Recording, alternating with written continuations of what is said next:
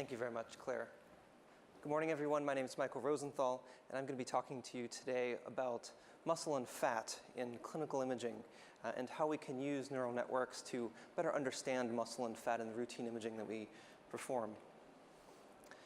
So these two images show patients who have very similar body mass indices. So we use BMI as a shorthand for your weight, whether you're overweight or underweight status.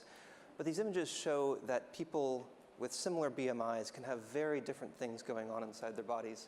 So you can see on the image on the left, this person has quite a lot of muscle, relatively less fat in the periphery, whereas the person on the right has relatively little muscle, atrophic muscle, and a lot more fat around the outside.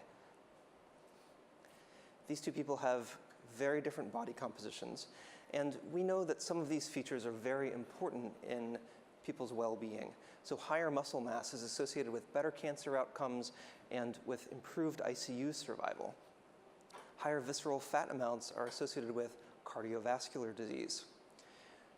This data is very apparent to radiologists as we look at these CT scans, but it's never quantified in clinical reports. This is not something we routinely comment on as radiologists. There's no quantitative number that goes into a report about this data. This is information that is lost. It's really not feasible with the current tools that we have to provide quantification into clinical reports, and that's one of the limitations. Research analysis is very expensive. It requires expert time, which I'll talk about in more detail. These experts have to sit and review each CT scan. They pick a particular slice in the CT scan for analysis, and then they manually trace the muscle and fat volumes on each of these slices. It takes about 20 minutes per study to do this, and I spent about 2 years myself on this work. So you can see on the top a regular CT scan slice that we've selected. On the bottom is the analysis that we have that shows the subcutaneous fat area in green, the visceral fat area in blue, and the muscle in red. The areas of each of these are added up, and we know that this strongly correlates with total body composition of muscle and fat.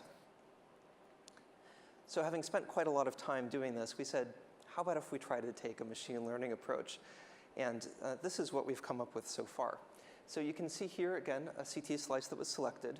One of these images was done by human, and the other was done by a computer, and I would challenge you to figure out which is which. They're awfully similar. This is the difference image. You can see there are really just fine differences around the edges and boundaries here. So what we've built is a two-part neural network. We have one system that actually selects the slice from the CT scan, a second system that does the segmentation. We've trained and tested this on two separate large cohorts. One of these cohorts is a group of patients who has pancreas cancer.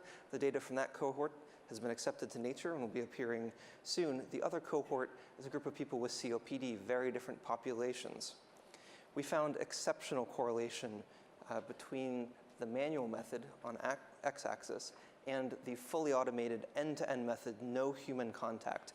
Correlation coefficient was 0.99 for each of these compartments. So it took me 2 years to manually analyze all of the scans that were used in this study. We could have now done the analysis of all these scans in the time that I've been standing on this stage. This is really a remarkable change. Rather than looking at studies that have 400 and 500 patients as being very large NIH-funded cohorts that take several years to get done, we're now talking about doing studies with 30, 40, 50,000 CT scans that can be done in a matter of a month or two. There's really immediate demand for this tool to replace the manual method throughout the research community, but that's really not the end of this story. We think that there are quite a lot of opportunities here. The diseases affected by body composition are common and serious. Cancer, heart disease affect a huge fraction of the American population and affect people throughout the world. Full automation could make this data commonly available in clinical care for the first time. We could do automated analysis directly from the CT scanner. Although there's no reason that this really needs to sit on the CT hardware. This could sit at the archive. This could be deployed in the cloud. This is something that could extend into private practices, into big academic hospitals, into hospitals anywhere in the world. We view this as something that can be low cost, high volume, and could have broad impact in a lot of different areas in clinical medicine. We also view this as a prototype for extracting latent value from these CT scans in a variety of situations. While we're talking about body composition here, it may be that Organ volumes are significant. We know that in patients with cirrhosis, the volume of the liver is important. This could be something that we could automatically begin to feed into our reporting systems. While there is immediate demand for this kind of method for researchers around the world, we think that the real value is going to be in the clinical applications in the future. So we see several potential applications. Automated risk assessment, I think, is at the core of this. Cardiovascular disease. We spend a lot of money now doing stress tests, doing coronary calcium scoring. Those are all tests that require additional cost, additional information. If we can get a metric that approximates at least some portion of that cardiovascular risk by measuring visceral fat on CT scans that are already performed, we could be saving the system a lot of money and providing a new ubiquitous screening tool. Cancer risk assessment. We know fat volumes are associated with colon cancer. Our data now suggests that we lose muscle before the diagnosis of pancreas cancer. If either of these points of information or any of the many other potential applications in cancer turn out to be true, we could use this as a cancer risk screening tool. Improved drug dosing for high-cost treatments. So treatments like chemotherapy agents are scaled to patients' body weight right now, but the pharmacokinetic models actually have much finer detail that may be useful if we can actually provide real-time measurements of fat and muscle volumes. That also could improve patient outcomes, improve costs.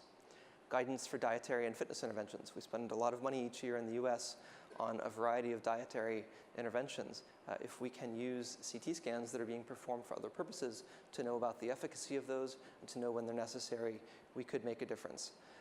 All of these potential applications are deliverable using CT scans that are already being performed for clinical purposes. We do tens of millions of CT scans in the US every year, and if we can extract more data from those, then we think that we can add value in much the same way that our management of incidentalomas adds value. We automatically detect renal lesions that can be early renal cancers and can treat those early. We think we could do the same thing with body composition. So next steps. This is a fully fledged model. This is ready for product development and for deployment. We need to harden this model against a broader range of hardware that's outside of the partner system, which tends to have very sophisticated hardware. We also need to develop PACS and scanner interface tools, deployment options that include deployment at the scanner, deployment at the PACS archive, deployment in the cloud.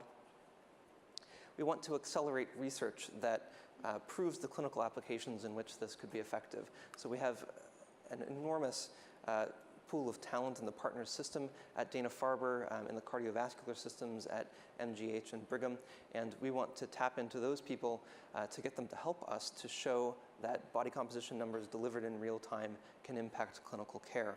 And from there, we'll need to propose guidelines for clinical use. Thank you very much for your time today.